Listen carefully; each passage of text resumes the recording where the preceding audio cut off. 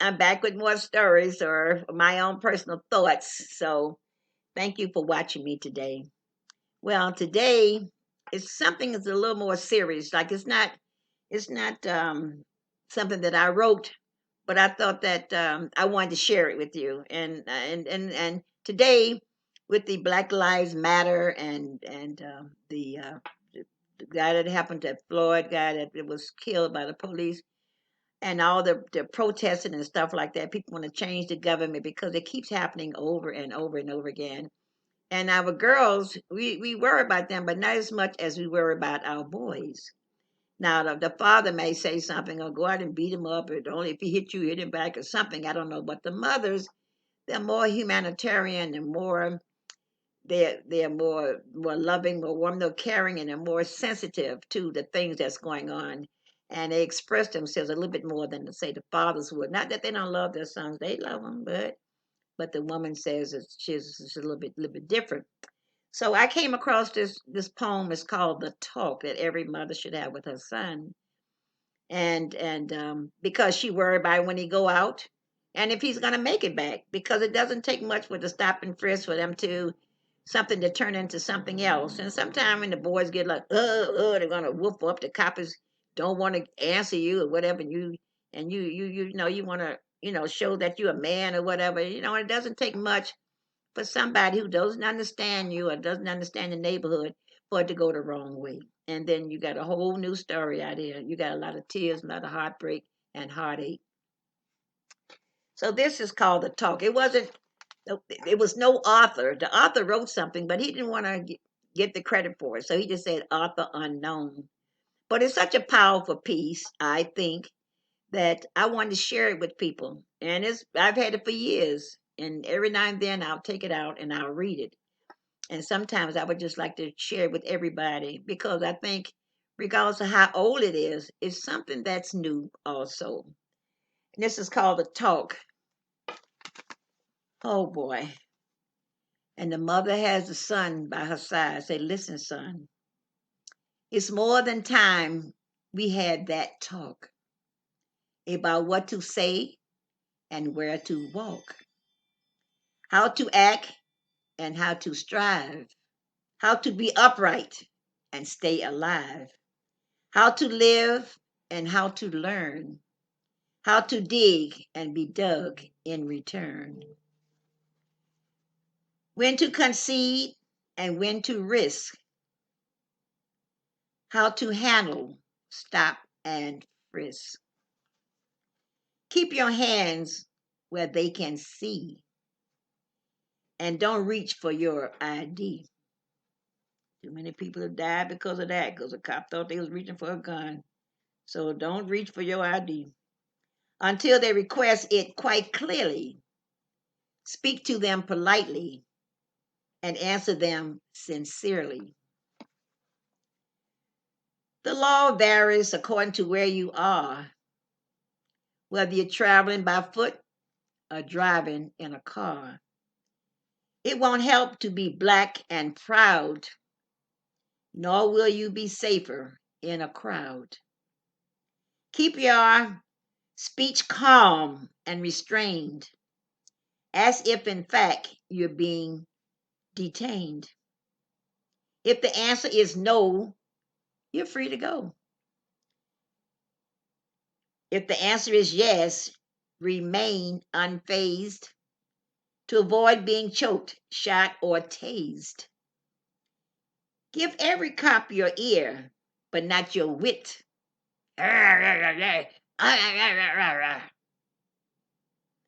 Don't tempt him to full splendor or mutilate or hit, otherwise cause pain to tendons, bones, muscles, or brain. These are things you need to know if you want to safely come and go. But still, there is no guarantee that you will make it home to me. Despite all your care, despite all our care and labor, you might frighten a cop or neighbor whose gun sends you to eternal sleep, proving life's unfair and talk is cheap. Well, that's a poem, and an author unknown. But it was things were happening years ago that is happening today. Look like things like time stood still. Nothing changed. And so the young people today are out in the street protesting, and they want the law to change. They're trying to take some money away from the police department and put it into programs that help people to learn a trade, get educated, better housing, better health. They want them to have the equal opportunity that other people seem to be just taking for granted. You know, if you everybody is in a area, a particular area, everybody is downtrodden. Some people feel that there is no hope. And so they just go along with the flow. They maybe join a gang. They not listen to their mother and father. What do they know? What could they do to help them? So they join a gang and they doing all these bad things that keep them down in a situation. Like if you go to jail, they say you can't even clear. Although you did your time, you can't even vote. You can't. They look on your record. They keep you from progressing or getting ahead.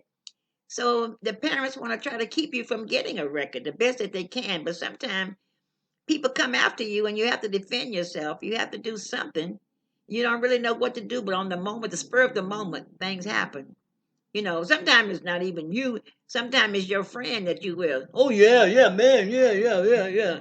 And before you know it, things get out of hand, and you're all involved in something. My God, what the heck happened? I don't know. But we're just worried about our boys, and I see so many of them. They say there used to be a saying called "There's no justice, it's just us," meaning that a person could go to jail because of the color of his skin. But maybe he don't have a lawyer. He got a public defender, which has so many cases they can't really devote any too much time to your case because they got so many other cases that they're dealing with where maybe a white kid could come along and his family got family lawyers. Sometimes the kid will say, talk to my lawyer. And the lawyer come up and he'll talk for you, or he'll say, uh, uh, don't talk. He'll come to you and tell you don't talk. And they tell the lawyer, the prosecutor, don't talk to the boy, talk to me. You can't even ask him. Sometimes you can't even ask the crooked kid a question. The lawyer won't allow it. But in the meantime, they have done the same crime that you've done, and they're getting out free or maybe get a slap on the hand, and you get maybe 10, 20 years. The judge say he's probably over there sleeping over in the corner. He wake up with the hammer, 20 years. And sometimes he doesn't even know what the case is. But, so we just have to that's why the young people today, they say that things are going to be changed by young people. By young people going to get out there because this is going to be their time and they're going to have to live in it because the things are the way they keep going on year after year after year, and something happens, and you say to the people, oh, aren't you going to prosecute this person? Oh, we got to think about it. We got to look behind what's going on. The cameras show you what's going on, but they don't want to hear that because the child may be connected or his family may be connected to somebody. They don't want to step on nobody's toes and hurt nobody. Oh no, not that person's son, not that boy, you know. And so sometimes they take and they put the blame on somebody else who's easier to get, but not that kind. You let the real criminal go away. The criminal, the jails are so full in numbers of our black boys. That shouldn't even be there. Some of them sure do. Maybe some of them, but they don't get the time that other people have gotten for the same crime. And they get disgusted. You keep them in jail all their life till they get old and they give up. They don't want to, they just give up. They don't want to do anything anymore. All their life has been gone and taken from them. I don't know. I was just looking at a story the other day by Eddie Murphy and Lawrence, where they got accused of something and they were innocent. So think that's just a movie. It's supposed to be a comedy, but it happens in real life. And not only it happens to white kids too, especially if you're poor. You don't have go get those high fancy lawyers to get you off with their phony mouthpieces and stuff like that. So all I can say is just watch your son. Watch your son. I love you. Thanks for coming. Thanks for listening to me. And I would like to see you again. And I love you. Take care of yourself. Love somebody. All right. Thank you. Thank you.